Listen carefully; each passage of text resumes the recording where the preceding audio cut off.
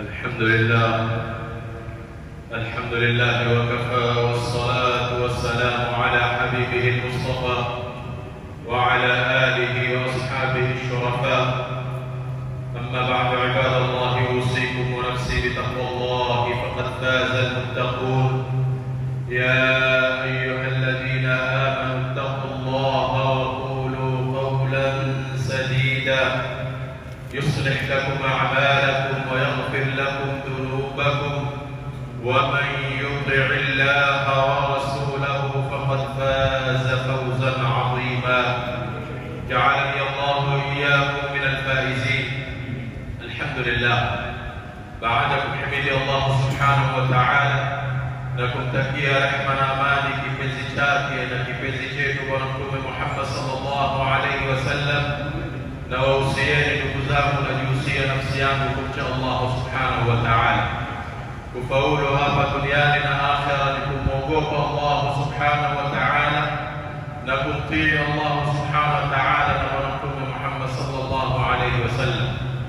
Ya ahbabu fillah, tuko kwenye masiku matukufu. Allah subhanahu wa ta'ala kwa rahma zake baada ya Ramadhani utufungulie njia Allah subhanahu wa ta'ala. Walobahatika kwenda mahali patukufu kama hapo, insha Allah Mwenyezi Mungu awatakabal, na sisi insha Allah Allah subhanahu wa ta'ala tupe tawfiki kufika mahali patukufu kama hapo. Allah subhanahu wa ta'ala Ramadhani ametoa fursa mbalimbali za kusamehewa madhambi yetu, na vile vile haji akabahatika mtu akaenda, unarudi ni kama umezaliwa upya. Zawadi zake ni pepo na bonus yake ni kumtembelea Mtume Muhammad sallallahu alaihi wasallam. Ni neema juu ya neema. Allah subhanahu wa ta'ala na sisi ambao wengine hatukubahatika tuko hapa, kutushirikisha na sisi tukapata ile Arafa, tukasamehewa madhambi ya mwaka uliopita na mwaka ujao pia tusamehewe. Ni neema kubwa za Allah subhanahu wa ta'ala. Hiyo ahbabu fillah, Allah subhanahu wa ta'ala ametuumba na ametuleta hapa kwa malengo, na moja kwenye lengo kubwa ya kuletwa ni kumwabudu Allah subhanahu wa ta'ala kwa muda mchache. Si kwamba Allah subhanahu wa ta'ala ataka ibada milele. Mara moja ukifa wewe, ukitamani kufunga unaambiwa basi tosha, ukitamani kusali unaambiwa basi tosha, tamani kutoa zaka, utamani kuhija, pia ulikuwa kwenye mtihani, umefaulu ama umefeli. Inshallah Mwenyezi Mungu atufanye minal muflihin. Hiyo ahbabu fillah, hakuna kitu kizuri kama wale watoto wa skuli ama university waliofanya revision kwenye exam zao, wakipata yale masuala waliojiandaa nao, yakija unasikia raha sana. Wasema hapa mimi leo tapiga vizuri sana, umejua masuala. Hasa neema kubwa ni kwamba sisi Allah subhanahu wa ta'ala alituumba kulluna rahilun, kuna siku sote tutaondoka.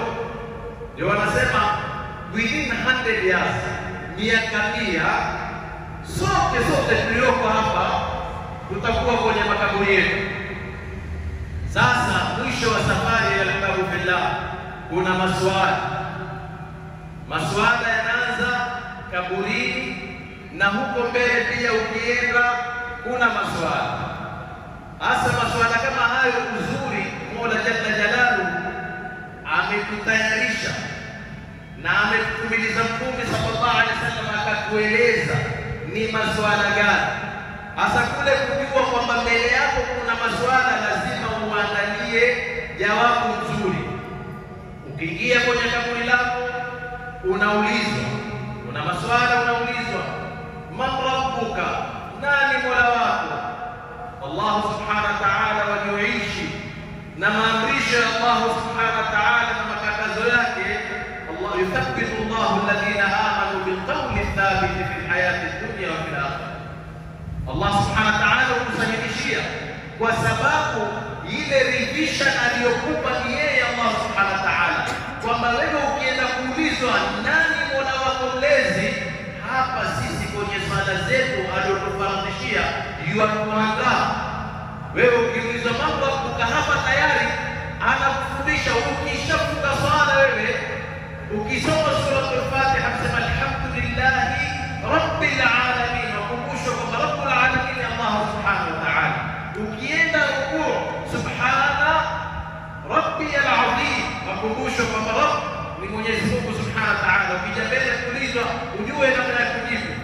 Ukienda sujud subhana rabbiyal a'la, ukiinuka rabbi ighfirli warhamni.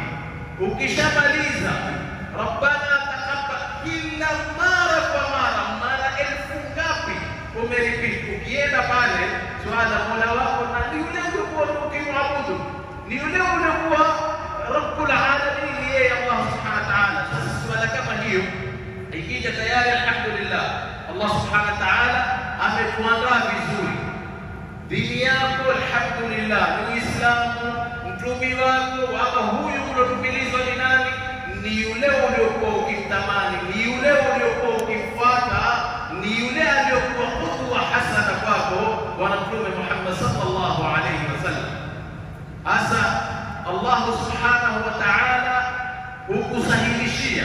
Kuna wale waliokataa, waliomuasi kompletely, hawakukubali. Akiulizwa man rabbuka wa ma dinuka wa man nabiyuka, jawabu lake inakuwa nini? La adri, sijui.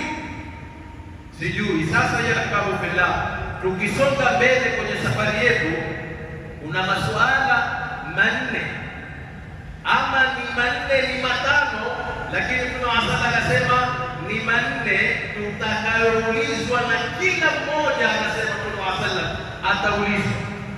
Huwezi kuchukua hatua moja siku ya Kiyama mpaka utaulizwa masuala kama haya.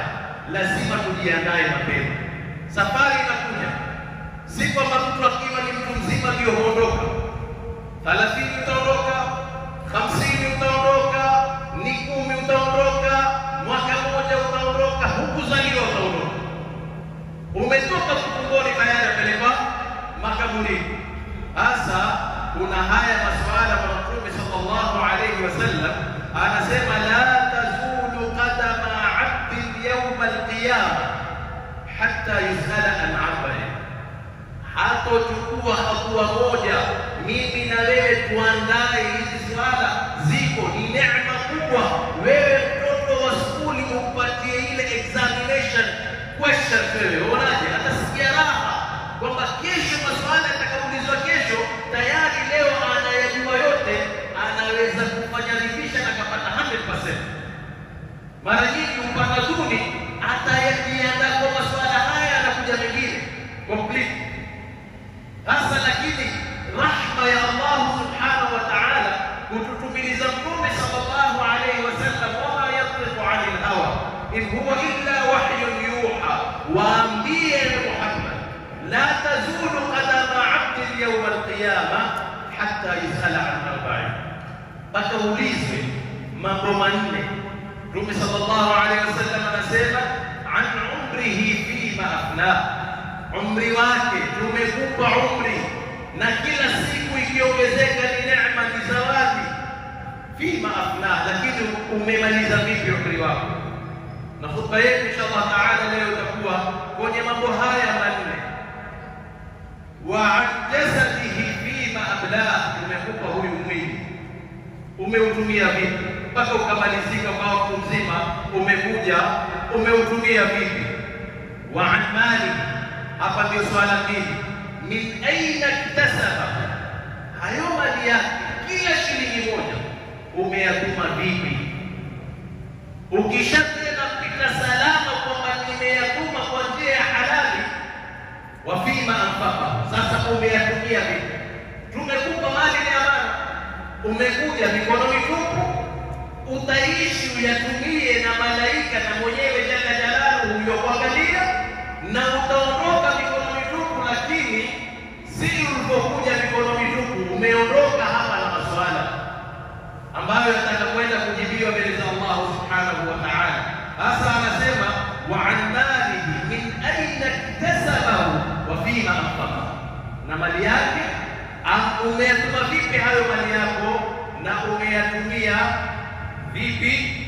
Akhiran, la nne, wa an ilmihi madha amila fihi, elimu aliyokupa Allah subhanahu wa ta'ala umeitumia vipi.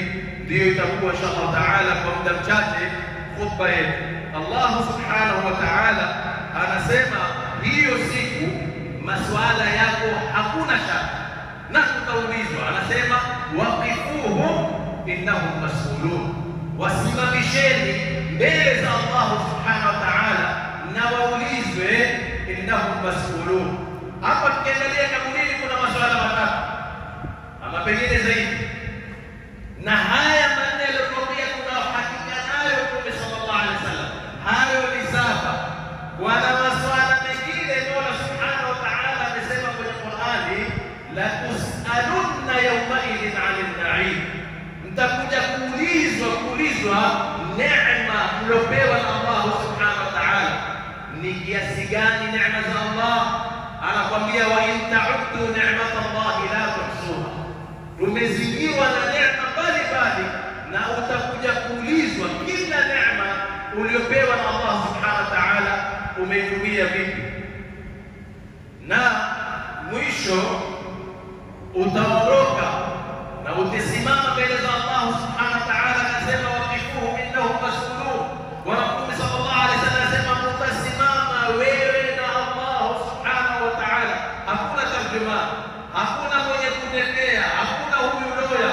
Leo wewe hapa duniani ukiwa ni tajiri, mambo yako vizuri, waweza kuchukua za pesa doya aende akutetee wewe, pengine huna haki, na ni vile ni mzuri, ajua kuzungumza, ajua kupanga, na wewe pengine ni maskini. Yule doya wako ambao una mafuta ni pesa kidogo, yule aende aipange kesi vizuri na mambo yaende vizuri, lakini hakuna hayo mbele za Allah subhanahu wa ta'ala. Utasimama wewe na Allah subhanahu wa ta'ala na ulizwe, na tena si kwamba utaulizwa kuna njia hatu unaweza kuhepa ama unaweza kusema urongo. Allah subhanahu wa ta'ala siku hiyo hakuulizi na uzungumze kwa mdomo wako. Anasema al-yawma nakhtimu ala afwahihim wa tukallimuna aydihim wa tashhadu arjuluhum bima kanu yaksibun. Al-yawma nakhtimu ala afwahihim, haya midomo yatafungwa.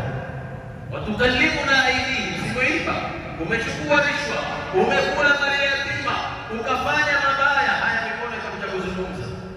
Wa tashhadu arjuluhum bima kanu yaksibun, miguu itasema mimi ni kweli nimekwenda hapo nikapeleka. Una njia ya kukimbia. Ndio Allah subhanahu wa ta'ala kwenye sura al-Kahf anasema, wa wudi'a al-kitabu fatara al-mujrimina mushfiqina mimma fihi wa yaquluna ya waylatana ma li hadha al-kitab la yughadiru saghiratan wala kabiratan illa ahsaha. Hakiwachi kikubwa kidogo, hizi CCTV za Allah subhanahu wa ta'ala zilioko hapo si kama hizi zetu. Mara moto umekwenda nazo huenda, mara mtu anaziseti, mara zinafanywa. Hizi CCTV za Allah subhanahu wa ta'ala, hawa malaika, wa inna alaykum lahafidhina kiraman katibin ya'lamuna ma taf'alun. Hawaendi chooni, hawachukui breki kwenda kula, hawachoki wanaenda kulala, na yeye mwenyewe jalla jalaluhu anashuhudia kila kitu. ما لهذا الكتاب لا يغادر صغيرة ولا كبيرة إلا أحصاها. ولا سنة ووجدوا ما عملوا حاضرا، يبدو يفعل كدوب ونجدوب. فمن يعمل مثقال ذرة خيرا يرى ومن يعمل مثقال ذرة شرا يرى. ما لهذا الكتاب لا يغادر صغيرة ولا كبيرة إلا أحصاها ووجدوا ما عملوا حاضرا ولا يظلم ربك أحدا. Mtadhulumiwa siku kama hiyo.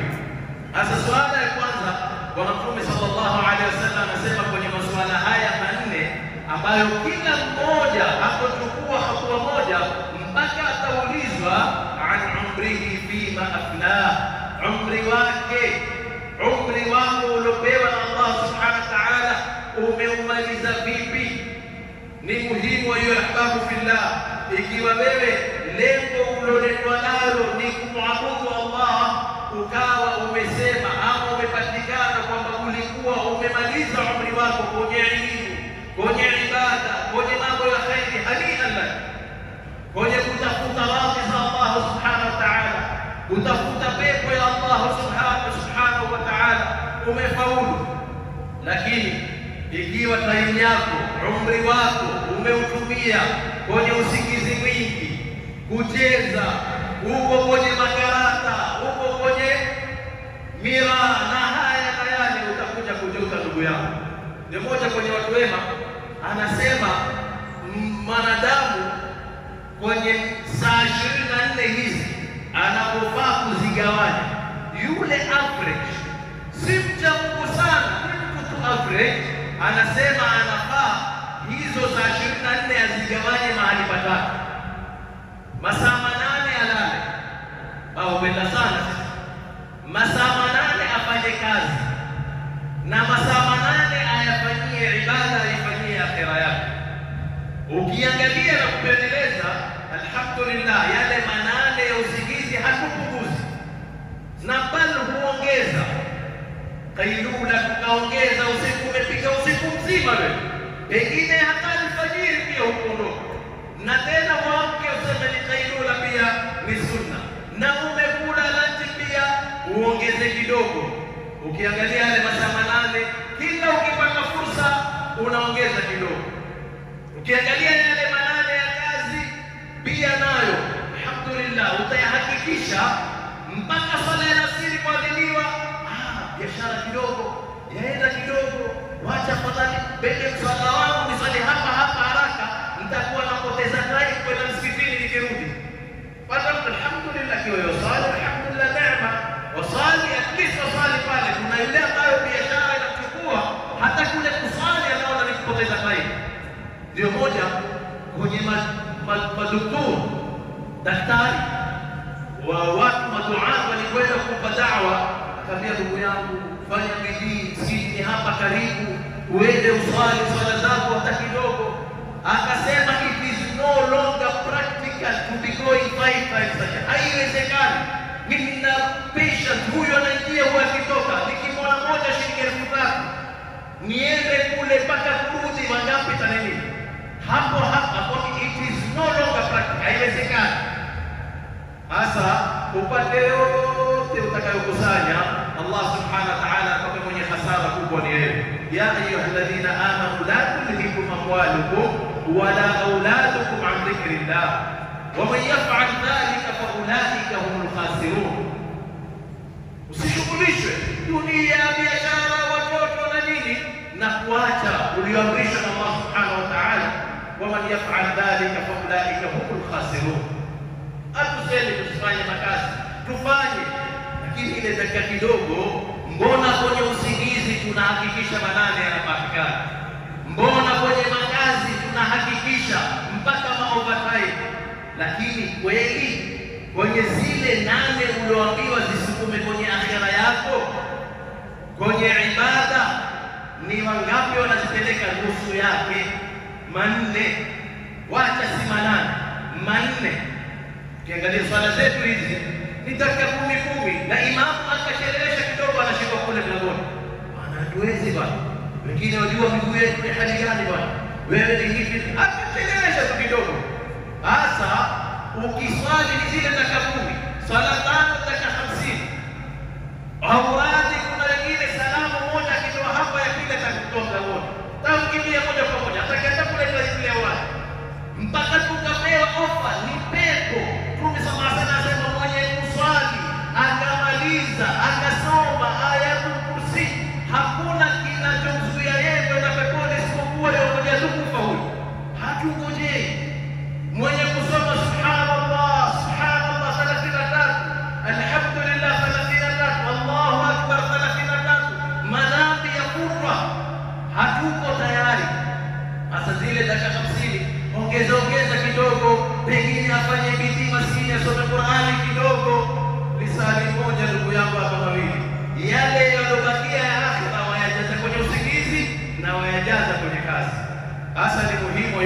fillah, utakuja kuulizwa an umrihi fima afna, umri wako ikiwa wewe umeumaliza kwenye njia ya khairi, kutafuta ilmu, kufundisha, kutafuta riziki, kutafuta halali, kufanya mazuri yatakayoridhisha Allah, kutaka kutenga pepo yako, umefaulu hapa duniani na akhera. Lakini mtu akae awe ana saga miraa, anakula miraa, ani Ramadhani ya kheri, awe amemaliza saa 9 za usiku, hayuko tayari akoje kidogo swala alfajiri, atalala, amwambie mke wake niamshe baada al-maghrib, kama kwamba Mwenyezi Mungu ataka zile njana kiu hiyo, alfajiri mwache, adhuhuri yende, alasiri yende, magharibi hata inafanya na sunna nitende bwana. Na hivi bwana, kuna zile za faradhi ndugu zangu uloziwacha. Hasa lingine Mtume sallallahu alaihi wasallam anasema wa an jasadihi fima abla, huyu mwili uliopewa neema as-sihha wal afia, uliopewa na Allah subhanahu wa ta'ala. Kuna neema hizi mbili haziuzwi, hata ukawa bilionea, hakuna ile afya ukaenda dukani ukanunua. Wewe ni tajiri bilionea, daktari atakwambia tumejaribu kila njia, kila dawa, kila kitu, hatukuweza kukutibu. Sasa nikungojea tu uchukue kila kidogo, ngoje mambo. Kama wewe pengine Muislamu, peleke usome Qur'ani kwenye mambo yako, ungoje kuaga. Neematul afia, Allah subhanahu wa ta'ala amekupa neema ya afya, neema kubwa sana. Kuna mwenzako yotamani kulala, yuwalipa kulala, yuameza dawa kulala na hapati usingizi. Kuna mwenzako yaenda chooni kujaribu mgonjwa hawezi, aende madialysis, afanye mara 2 kwa wiki. Kila mara moja iko $400, $10,000 na kila mara moja. Ndio kukutana na mmoja rafiki yangu ananiambia mimi, wallahi sifikiri chakula, sifikiri fees, sifikiri watoto, sifikiri ile. Kufikiria mimi wiki hii nitakojoa vipi? Mimi na wewe tuingie chooni takabili tutoke, hata tukumbuke kushukuru Allah subhanahu wa ta'ala, kusema alhamdulillah alladhi adhhaba anni al-adha wa afani.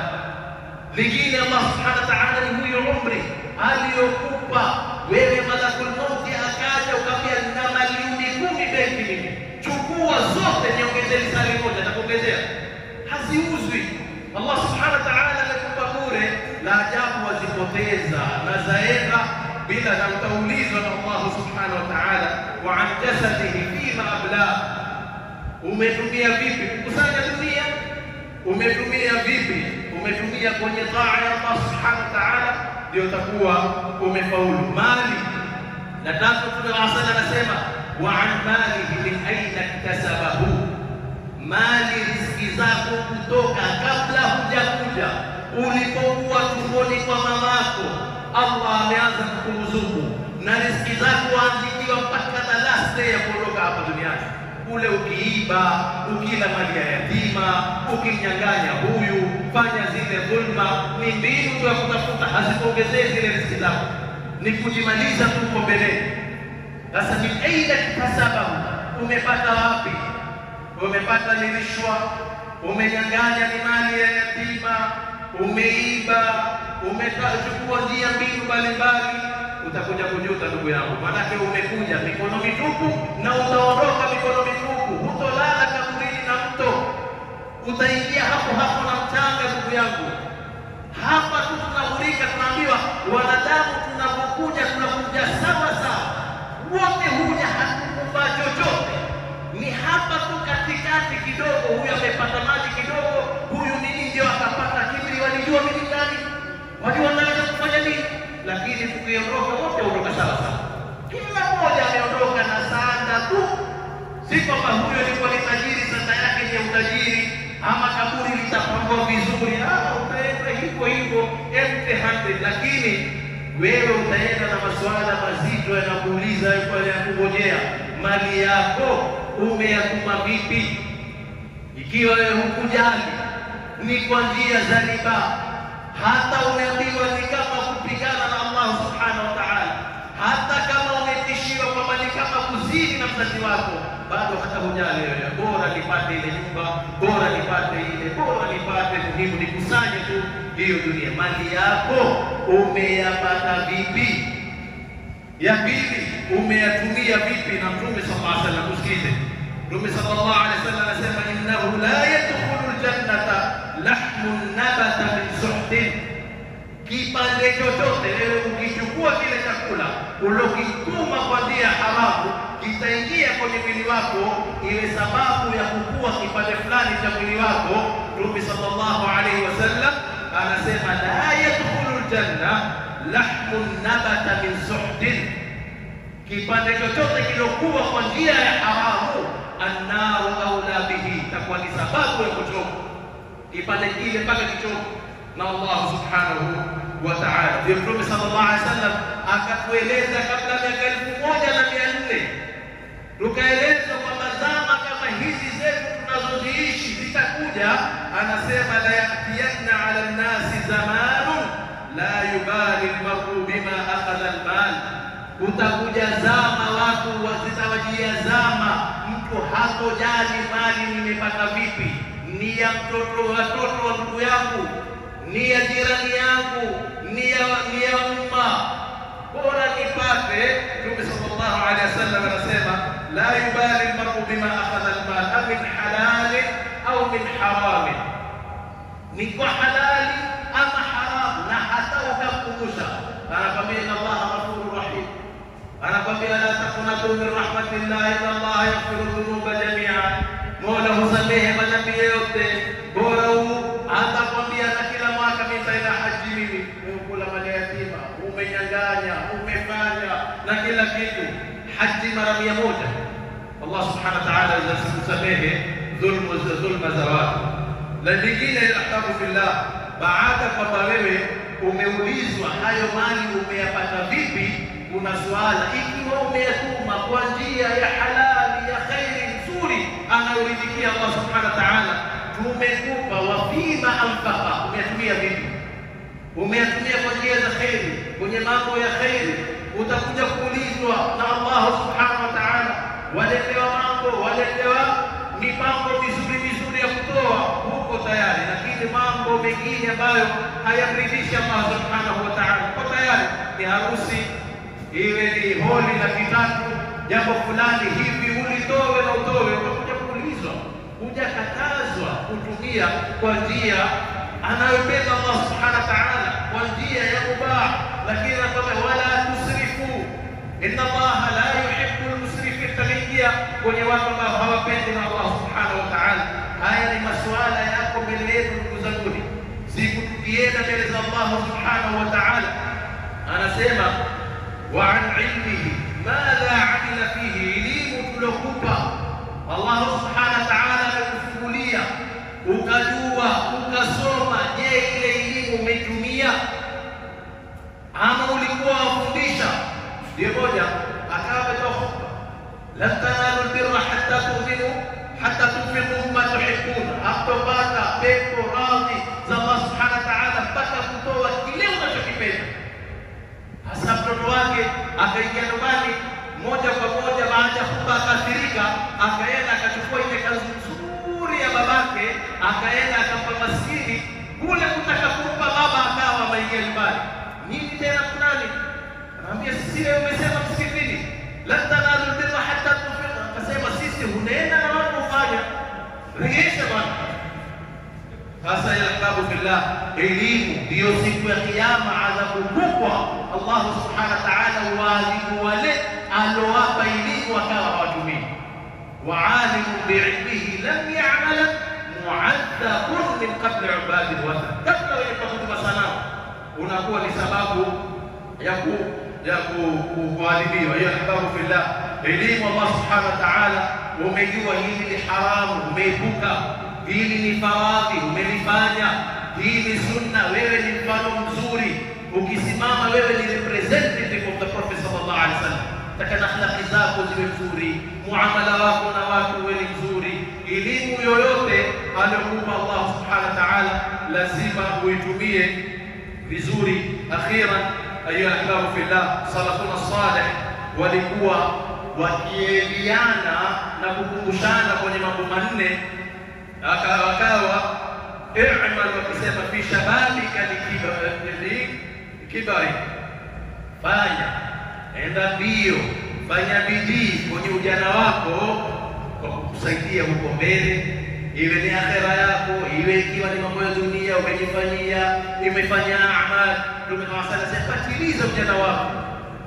Afya ni neema, tuliosema hakuna chochote utakachoweza kufanya bila afya. Huwezi kuswali, huwezi kwenda haji ikiwa huna afya, huwezi kufanya kazi ikiwa huna afya, huwezi kulala huna, wewe uko hospitali, utafanya vipi salatul jamaa na nyingine?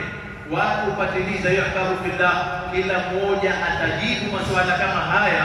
Kuna wengine watajibu vipi? Mmoja amesema mimi na miaka 70, miaka 50 sikumbuki kuadhiniwa hata mara moja nje. Mimi na wewe tutajibu nini ndugu zangu?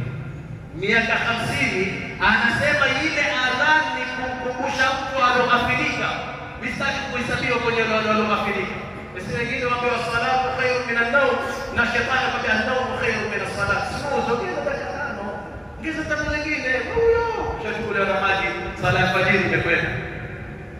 Wengine yahtabu fillah, wakiingia msikitini walikuwa wanaingia hatoki mpaka malize Qur'ani. Sayyidina Uthman akajibu nini? Ya Rabbi, mimi kwenye rakaa yangu moja nikimaliza Qur'ani nzima, mimi na wewe mwezi mzima tusimalize, mimi na wewe mpaka Ramadhani ndio tufungue. Tutakuja kuulizwa haya mbele za Allah subhanahu wa ta'ala. Tuombe Allah subhanahu wa ta'ala tufanye min alladhina yastami'una al-qawla fayattabi'una ahsanahu. Rabbana fa'alna bima 'allamtana, rabbi 'allimna alladhi yanfa'una. Wenye shida, matatizo, wenye maradhi, Allah subhanahu wa ta'ala kuondolee. Kuna ndugu zetu wanaoumia Gaza na kwengine, inshallah ta'ala Allah subhanahu wa ta'ala asaidishie, atupe fi dunya hasana wa fil akhirah